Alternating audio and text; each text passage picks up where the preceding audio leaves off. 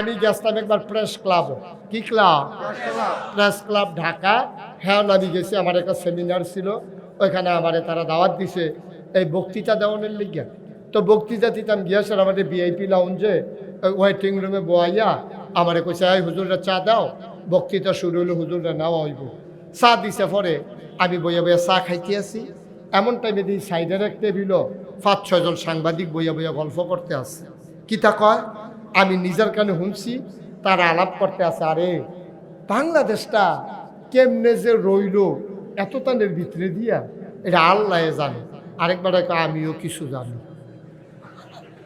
আল্লাহ যেমন জানে আমিও কিছু জানি। কয় তুমি কি জানো? বাংলাদেশটা থাকলো নয়, আল্লাহ এক একটা দেশ এক এক ফেরেস্তারে বাক কইরা দিছে। একজনটা কইছে এই তুই চাইয়া রাখবি পাকিস্তান? কয় জি আল্লাহ। এই তুই ইন্ডিয়া? কয় আচ্ছা আল্লাহ। তুই ইন্দোনেশিয়া? কয় ঠিক আছে আল্লাহ। এই তুই নেপাল? কয় ঠিক আছে আল্লাহ। তুই ভুটান? কইছে ঠিক আছে আল্লাহ, আপনি যেমনি দিতেছেন আমরা এমনি চাইয়া রাহাম দেশটি। এখন এক ফেরেস্তা আল্লাহ বাংলাদেশটার ব্যাপারে কি চিন্তা করছে?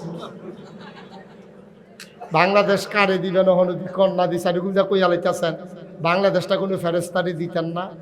আল্লাহ বিলে কইছে, ওই সাংবাদিকরা কয় আর কি, আল্লাহ বিলে কইছে কাউ বাংলাদেশ এটা তোমরা পারতা না, এটা যেই বাটফারের বাটফার, এটা আমি লাগবো।